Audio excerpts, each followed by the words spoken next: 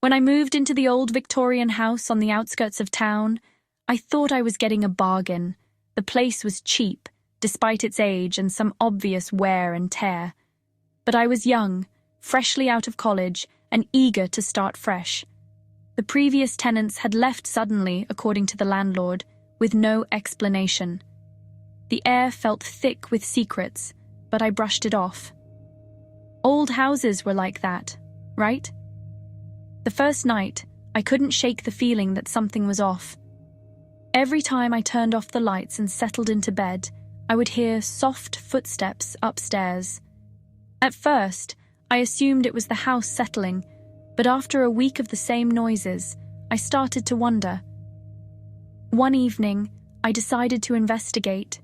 The house was empty, just me and my thoughts, so I took the stairs up to the second floor. The air up there was colder, more oppressive. The hallway light flickered above me, casting long, ghostly shadows. I knocked on each door, but they were all locked or empty. It wasn't until I reached the attic door that I felt it. Something was watching me. The hairs on the back of my neck stood up. I never did open that door. Something told me not to. Weeks went by and the footsteps became more frequent.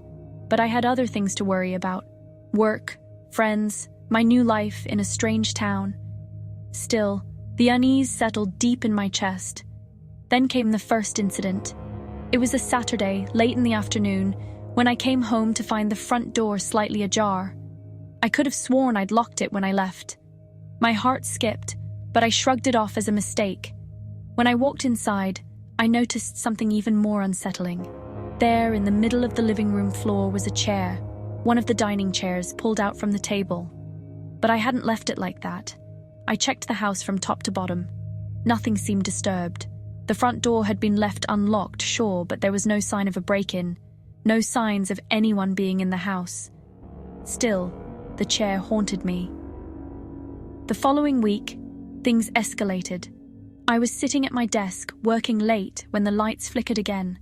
This time, I didn't ignore it. I got up, walked through the house, and saw it.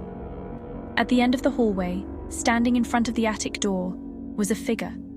A shadow, tall and thin. I couldn't make out any features, just a vague outline. I froze. For a moment, neither of us moved. Then the figure tilted its head, as though it was studying me. And then, it disappeared. I was too terrified to stay in the house that night. I stayed with a friend, but when I returned the next day, I couldn't shake the feeling that something was wrong.